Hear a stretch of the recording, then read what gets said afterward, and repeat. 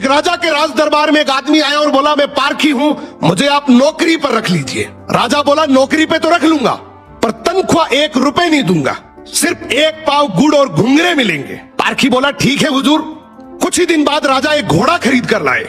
उन्होंने पारखी से पूछा, बताओ इस घोड़े के बारे में क्या कहते हो। पारखी बोला, हुजूर ये घोड़ा है ही नहीं, ये तो गाय है। राजा चौंक गए। उन्होंने घोड़े बेचने वाले को बुलाया। उसने कहा, साहब बात तो सही है तो घोड़ा ही, लेकिन बचपन में ही इसकी माँ मर गई थी, इसे गाय का दूध पिलाया गया था, इसलिए इसकी आदतें गाय जैसी हैं। राजा ने हैरानी से पारखी से पूछा, तुम्हें ये सब कैसे पता चला। पारखी बोला, हुजूर जब ये चल रहा था तो नीचे मुंह झुकाकर घास खा रहा था, घोड़ा हमेशा ऊपर गर्दन उठाकर खाता है, मैंने इसकी आदतों से पहचाना। राजा खुश होकर बोले, आज से तुम्हें आधा किलो गुड़ और आधा किलो घुंघरे मिलेंगे। कुछ दिन बाद राजा ने फिर पूछा, मेरी रानी कैसी है, बहुत प्रिय है मुझे। पारखी बोला, हुजूर आपकी रानी खानदानी नहीं है। राजा को विश्वास नहीं हुआ।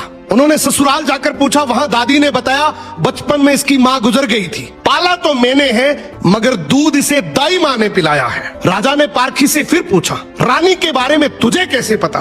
पारखी बोला, हुजूर इसके स्वभाव से खानदानी रानी में शालीनता होती है, मगर ये नौकरों पे चिल्लाती है, गाली देती है, इसकी आदतों से पहचान गया कि ये खानदानी नहीं है। अब राजा बोले, चलो मेरे बारे में बताओ। पारखी बोला, जान की माफी दे तो बताऊं। राजा बोले, माफी है, सच सच बताओ। पारखी बोला, आप राजवंश के नहीं हैं, आप मुझे भड़बूजे लगते हैं, गुड़ और भंगूरे सेकने वाले। राजा घबरा गए। जाकर अपनी माँ से पूछा, माँ सच बताओ वरना मैं मर जाऊंगा। माँ रोते हुए बोली, बेटा बात तो सच है, जिस दिन तू पैदा हुआ था उसी दिन महल के पास एक भड़बूजे का भी बेटा पैदा हुआ था, तू मर गया था और मैंने राजवंश बचाने के लिए उसके बेटे को लिया, वो तू है। राजा ये सुनकर दुखी भी हुए और खुश भी हुए।